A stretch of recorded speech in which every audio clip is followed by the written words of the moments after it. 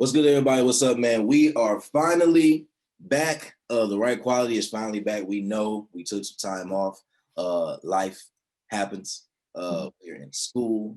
Things have to get done. Things have to get figured out. So we do apologize for the hiatus, but sports are essentially back in full effect, and so are we. Ashley, how have you been? How's life Um, been? I've been good. School has hands, as we've mentioned. So I'm still standing. How are you? I'm good. Same, steady hands. School, steady hands, consistent. Um, but no, I think things have been good. Just getting things in order. Missing this, but just knowing that we both have had things we've had to do and take care of. But yeah, but excited to be back. Nonetheless, excited to be talking sports. I don't have many people to talk sports with anymore, at least people whose opinion I actually, respect and is valid. But yes, I'm excited. And there's a lot happening in sports, and I think there's obviously a lot to talk about given the circumstances and how things have changed. But yeah, we'll kind of just jump right into it. The NBA season is back. We are back to having basketball again as they attempt to get back on schedule. What are your thoughts on the shortened off season and the role that is going to play or has played so far in the current NBA season? Honestly, this season puts me in the same mind frame as the lockout. The only difference is there aren't any fans. So I think, fatigue will have a factor, but given that there are a shorter amount of games, I think that fatigue will only hit teams that were in the finals, like the Lakers and the Heat, because other teams got to go home from the bubble as soon as they lost. So for Yeah. those teams, they've had an extra amount of rest. But teams, like I said, like the Lakers and the Heat, they would hit that fatigue wall, I think. But this NBA season, I think, although us fans hate it, rest will be a big factor. We will see a couple of more stars be out due to rest, and honestly, that's understandably so given the unprecedented season that we're in right now. Yeah, no, I definitely agree. I think that, like you said, especially I think Lakers Heat, I think you could even argue Denver and Boston to a degree as well. I think we got to remember that they came from not playing for what 4 or 5 months to playing basketball a game at least every other day. Mm-hmm. They played basketball every day because I'm assuming they practice and it might have been light, but you're playing an intense competitive basketball game, like a professional basketball game every other day. It's going to take its toll regardless. And then even the way this season has to be structured, they're fitting 72 games into, and that's just a regular season. So in essence, they're fitting that into a 4 or 5 month window, which isn't too much less than your typical NBA season, but still the way they have to do the schedule, there's going to be a lot of back-to-backs. So you see a lot. I know Brooklyn is doing that. I haven't known which other teams more specifically. I know Brooklyn is one. I know a few other teams, probably the Clippers, the Lakers, not going to play their stars on back-to-back. So I think I was also talking with one of my friends the other day, and he mentioned how they're probably okay. I'll rephrase that. I don't know where I was going. What I told him was that I think people are just like concerned about getting in the playoffs. I don't think anybody's really concerned about record or seeding. I think teams are like, if we just get in come playoff time, it's just about, that's not so much when we can turn it on, but that's if we're in, a lot of teams feel like they like their chances regardless of where they're at. So But that scares me for teams like the Clippers because we saw obviously they couldn't turn it on. So I don't teams like when teams do that, I feel like maybe the momentum isn't truly there as much as they would want it to be. And then they end up losing to teams that they shouldn't lose to. It ends up being an upset. So yeah. So I mean, funny you brought up the Clippers. So uh what's going on in the league and in LA is hilarious. So I think the fact that, but it's just funny because the way things were built last season and the way really both of those teams were constructed, the Clippers and the Lakers, it just made for this battle that obviously, we didn't get a chance to see in the playoffs.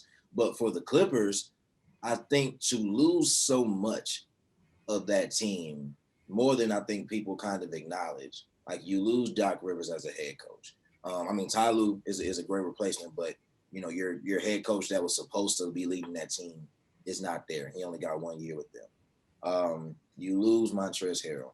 Mhm. You lose Shamit, who I thought was a piece that the Clippers really should have tried to hold on to, especially if you weren't really going to get anything for him.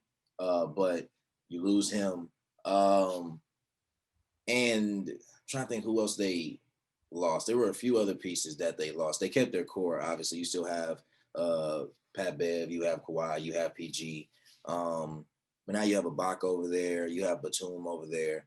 And one, I don't think it's the same team. Like this Clippers team that's constructed I don't think it presents the same fear originally that the team last year did. While the Lakers, meanwhile, somehow got even better. How does how, like Bron? Like, please let me know how you pulled this off. How do you lose JaVale McGee, Dwight Howard, Avery Bradley, Danny Green, and somehow you still managed to get Marc Gasol, Montrezl Harrell, Wesley Matthews, and Dennis Schroeder? Like, how do you upgrade in every capacity? And just Yeah, I honestly though, I don't feel like Trez, I feel like they're still trying to find his role on that team. I think players like him and Marcus Smart, although their skill set is versatile, it's not versatile for each and every team. I think Trez was a better fit for the Clippers, and I think the Clippers are missing a player like him. They need that. I'm not saying that Kawhi and Paul aren't leaders, but they need that passion and that leadership on the court, that emotion. Because we know that Kawhi is robotic and Paul George is essentially quiet. He's just a scorer. I think Trez vocalism is what they're missing on the Clippers side. But as far as the Lakers, like I'm not saying that he won't fit with them. Every team could use that. I think it's just about finding his role. When I say that people like him and Smart don't mesh with every team, it's right away. They don't mesh with every team right away. And with LeBron being that vocal player, being that leader, he's both. So now Trez kind of has to figure out, what steps can I take to not step on LeBron's toes or AD's toes, but still be myself? Yeah, I think Trez being cool with being a bench player helps obviously a lot.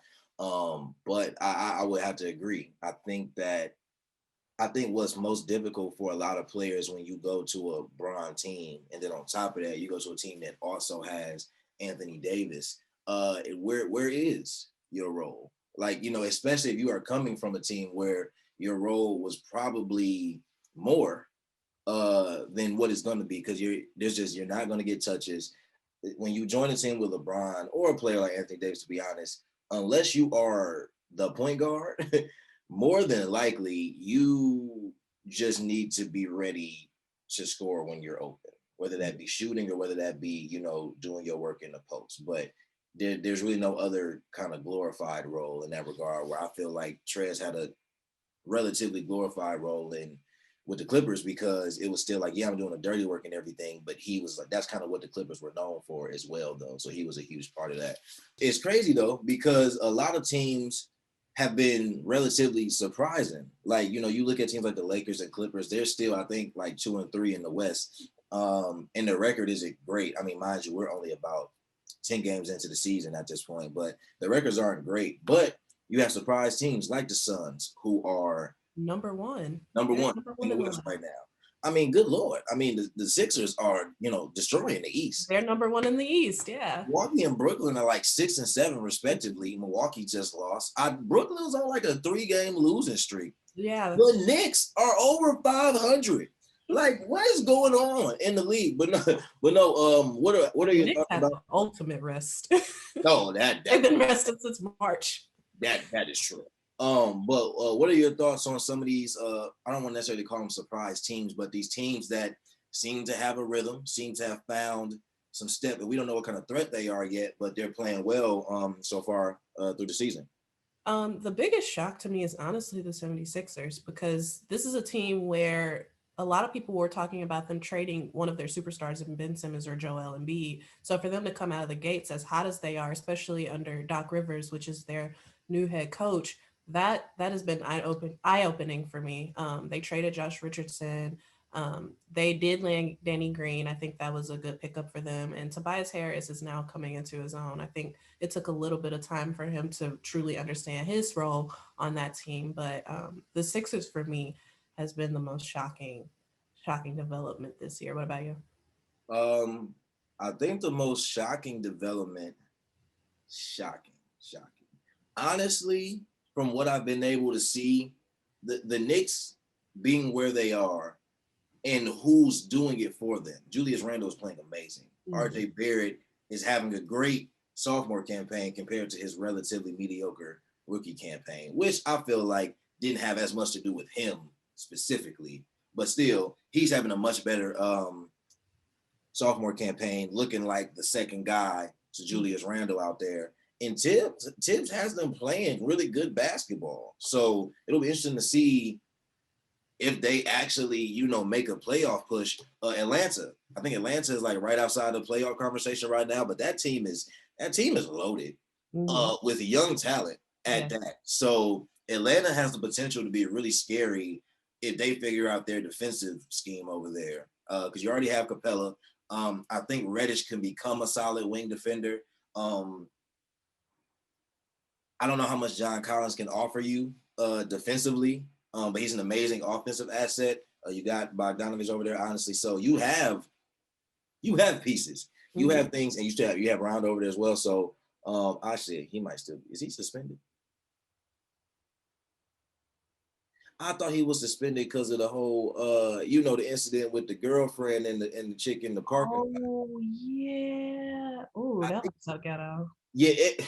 That Listen, I was was like, yo, this ghetto. is this is a lot. These stories do not look good at all. But yeah, no, Mm-mm. Atlanta, and I think I've been more surprised by the teams that have been successful than some of the top teams that have struggled. Like, Mhm. I'm not surprised that the Warriors struggled, but I also don't feel like they're going to struggle like that the entire season. As we start to see, Steph has came out of what seemed to be a little bit of a slump, and he's got his footing back. I'm glad you brought that up because I was in bed last night checking the ESPN app as I do or whatever. And in the final minutes of their game against the Clippers last night, which was Friday the 8th. Mm. So turns out the Warriors outscored the Clippers like 52-20 in the final minutes to come and win that game. What's up? I I don't. mean, I know we talked about the Clippers, but I was happy that you brought the Warriors up because it just reminded me of I was speechless as I am now. Yeah, no, and I think, but to the Warriors' point, I think people have to understand we cannot ignore the dynasty that was the Warriors from the 2013-2014 season up until the 2019 finals. Like, you can't ignore that. Like, you can't ignore the fact that they went to 5 straight finals, won three, yeah, won three, and all these players were in their prime, doing this. And so there's gonna be a fall off from that. I think that team got completely dismantled either by injury or players leaving. Clay goes down, KD goes down, but he was leaving anyway. Steph gets injured in the beginning of the season, so he don't really get no burn or rhythm regardless, and he probably needs the rest. Draymond is just there, without anybody else. Love him, but he's just there without anybody else. I mean, they had D'Lo for a while and it was cool, but the Warriors had to figure out their identity again and what they look like post dynasty. And people are forgetting just who the hell Steph Curry is. I don't know I don't know if the injury really made people forget. I don't know what happened, but I people think got. people forgot because Clay went down, and a lot of people felt like, oh, there's nobody setting screens for him. Da da da da. The attention isn't taken off of him because KD is gone. Steph is creating his own shots. He's Oh, leading this team of Kent Bazemore, Kelly Oubre, all of them. Like this is Steph's team, and he's still showing. I mean, he dropped 62 points recently. Like the man is balling. He is balling. Steph is still the Steph is still the best point guard in the league. If we're going to be completely honest, all things considered, just be honest. You got a lot that's right there. I'm not saying the gap is large, but he's there. And I don't know what other point you're going to make to prove that another point guard is better, to be completely honest. So I think the fact that I think people haven't seen Steph, and to your point, people think, oh, he doesn't have Clay to release some pressure, especially defensively, and KD's not there to make it even more easier for him. That never mattered. I think Steph even is getting to a point where, like he said in one of his interviews, like Jordan said, I took it personally. Yeah. I don't think the league really wants Steph to keep taking things personally, because things can get ugly really fast. Like, I think people forget. Again, we forgot who he is. Well, I didn't, but people. But no, I think that's going to be a great story as well, to see what Steph does, and if Steph can really propel them to still get a playoff seed, because that West is going to be tough regardless. The league is wide open as far as Pretty much. So wide open. Do you have a championship favorite, or you may not have a pick this early, but do you have a team who you think is going to be there? the Lakers or whatever. Them. Yeah, nah, not them. Yeah, no, I think the Lakers are set to, at the bare minimum, make the conference finals. It just depends on who they're with them. I wouldn't be surprised if they got to the finals. Wouldn't be surprised if they repeated. Honestly, I don't think the West is wide open necessarily, but I don't think LA has it on lock though. Like, there are a couple teams I feel like, especially once they get in rhythm and get a momentum, that will be a legitimate challenge to them, Yeah. and make it interesting. Yeah, I agree.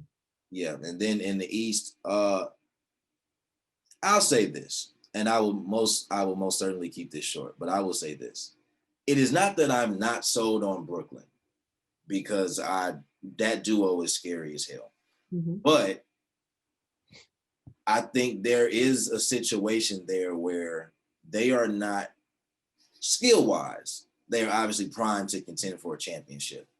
But from a team chemistry standpoint, I think losing Dinwiddie was huge, one. Two, I'm not sure if they're going to click enough to get out the East, because there are teams in the East that can compete.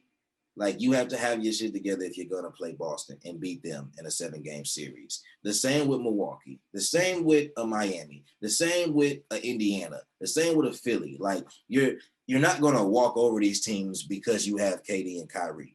Like, because in all honesty, KD and Kyrie are not Brian and AD. They're just not. It's not the same threat. So there you have it. And the way Brian and AD win is much different than the way I think KD and Kyrie would go about actually winning games and potentially winning a championship. So the East is kind of the same. The East is more wide open. It's more up in the air, but I do think that it's going to come down. It's going to come down to Philly, Boston, Milwaukee, and Brooklyn. One of them four should be who comes out. And I think it kind of depends on who gets who and what the teams look like at that point in time. Obviously, we all know who I'm rooting for. Yeah. And I think this is their best shot. Their best shot obviously could be argued that it was against Toronto. But this is their best shot, seeing as the team is constructed. I think the importance of Drew, yes, I was just is huge. And I will try to explain this and not say too much. As simply as I can put it, Drew being there makes life so much easier for Giannis, and more importantly for Middleton, because Drew is a player that can serve as your third option if necessary. But either Drew or Middleton as your third option is extremely dangerous in the league, not just the East. So with Drew being there, Middleton also can be a great second option, because now, like, the way you could guard Bledsoe, you can't guard Drew that way. Because Drew can go for 30 if the ball is in his hands and if he wants to.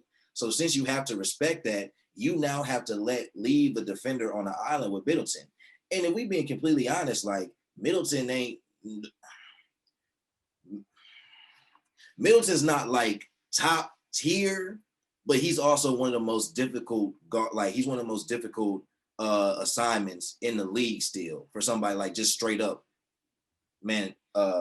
So if life is easier for those two and Drew can kind of do what he needs to do at will when he feels like it, I think that creates a system in Milwaukee that can get over the hump, in my opinion. So that's how I feel like that's the direction I feel like the team could go in if, of course, barring any injuries and, getting their chemistry together in the season. But yeah, so there'll be much more NBA to talk about. Definitely excited. And yeah, we'll have NBA stuff every week. Yeah, but what we won't have for too much longer is NFL news and NFL information to talk about. We are entering the playoffs. So obviously we're recording this beforehand, but this past weekend will be the first not the first, but the wild card weekend. And the NFL has expanded the playoffs. They've added more teams. They have more of a bracket system reminiscent of the NBAs and others. So yeah, Ash, how you feeling about the NFL playoffs, man? What's your thoughts? Take me through. I'm feeling good as a fan. I love the new system because it gives me more NFL to watch. But on the outside looking in, I don't know if I necessarily if I'm sold on this new format. Because we have teams like the Saints playing the Bears on Sunday. I don't think that that's a game people are really dying to see. Like the 8-8 Bears against a Saints team that has double-digit wins. So in that aspect, it might be a little bit too much, but from a fan perspective, it's giving me more to watch, and of course, I love that.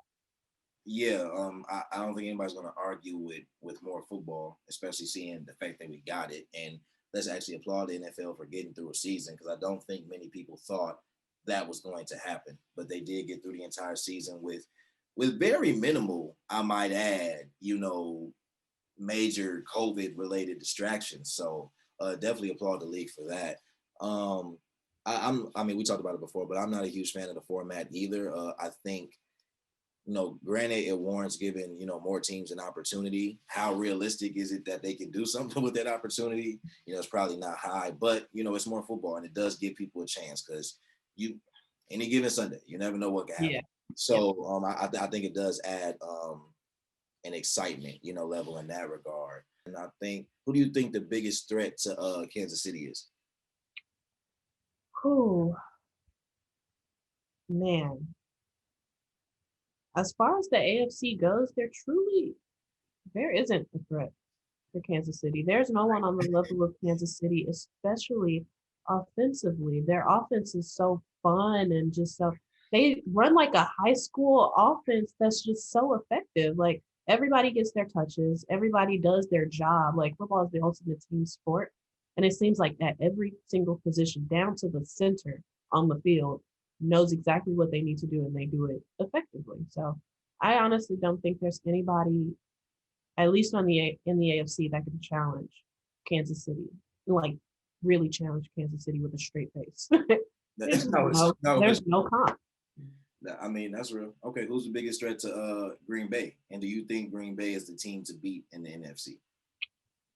See, the NFC to me is like the West in the NBA. It's never truly. Tampa Bay will be equivalent to the Clippers to me. Throughout the season, they've been pretty inconsistent, and you're taking that into the playoffs, like we said, kind of playing like coasting throughout the season, then getting to the playoffs, trying to turn on that momentum is difficult. But the first test for Tampa Bay today is the Washington football team, and I think that's a really great team for them to play because although Washington's record isn't really good, I don't think I don't think it does a good job at representing who's on that team, especially with the rookie that they have in Chase Young.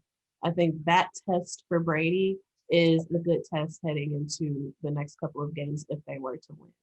So for Tampa Bay, it would be definitely getting over the hump of the Washington football team today. Chase Young is a problem. That Yes. man is a problem. Yes. Chase Young, that entire line, honestly, Chase Young, Deron Payne, Montez Sweat, they are not punks. Like they're young, but they know how to play their positions also. Yeah, no, most definitely, I'd agree. At least from what I know. Let me not like I'm a football expert, but from what I know, definitely, I know him for sure. And he wanted Brady. I saw that clip. Yeah. Brady, so that'd be interesting. I think the thing about Tampa Bay is it's funny you mentioned the Clippers because I completely get the comparison and the metaphor. Um, but I think Brady, like I don't like I'm not like a Tom Brady stan, but Brady is one of them players you just have to respect. Mhm. And Brady is like the Bron of the NFL. Like you can't bet against Brady until he loses. Like Brady is always going to be a threat until he loses, whatever team he's on. So I think that whether they coasted or whether they seemed inconsistent, that's still Tom Brady we're talking about, and he still is, while not in his prime, as much of a threat as any other quarterback in the league. And he does have weapons there, so I think it just comes down to how things gonna play out on any given Sunday. So I think that's the way to look at it. Yeah. Are you putting in your picks? Are you putting in your pick for your champion or who at least is gonna be in the Super Bowl? Definitely the Chiefs in the Super Bowl. Um, as far as the NFC, I'll go with Saints or Packers. I can't make my decision solid for that. But right now, it just looks like the Chiefs are going to repeat. Like, I don't want to sound like the typical person that talks about sports and everybody that's just on the Chiefs bandwagon, but they really look good. Like, they've proven themselves time and time again. So it's hard to go against that. No, most definitely. Well, I'm picking the Packers, obviously, until they lose. I do think they have a legitimate shot. It's not a free for all. They're not about to run through it, by any means. But they definitely have a legitimate shot to get there. If they get to the Super Bowl, I'm also pretty sure they're going to be playing the Chiefs if that happens. Um, I just can't wait to see that. I think Mahomes, if we're being completely honest, while Mahomes is definitely his own, player, his own different type of special, if you can't see the comparison or the similarities to Rodgers when he first got his break and the impact that he had and the way he kind of took over the league, then you're just being naive and you really haven't been watching. And I think seeing them go at it, I think Mahomes definitely has more weapons, or stronger weapons. I'll say that. But I think Green Bay is hungry, and I think that Green Bay's defense is, while I wouldn't call it stellar, I think it's still a little bit underrated. I think people still don't acknowledge how good they are defensively.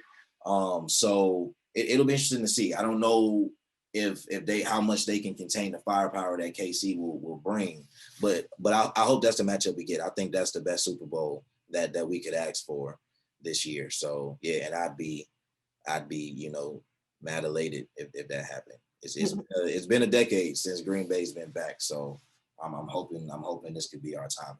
But yeah, man, it feels so good to be back. We are back. We are consistent. We are here. So y'all will be seeing us every week. Get used to it, man, and definitely tap in and let us know what y'all want to hear our opinions on, what y'all want us to talk about. We both do a great job of keeping up with everything, so we'll try to touch on everything that's happening, everything that's current. But yeah, man, that's it. And we'll see y'all next week, and we'll have NFL games to talk about. We'll have more NBA games to talk about, and yeah, we'll just be getting right into it with more debates and whatnot. And yeah, any last words for the people, Ash? No, like you said, leave your comments wherever you see us, YouTube, whatever platform you want to leave your comments under. We'll definitely touch on the topics that you all leave for us. Sure. Yeah. And until next week, until next time on the Right Quality. Peace.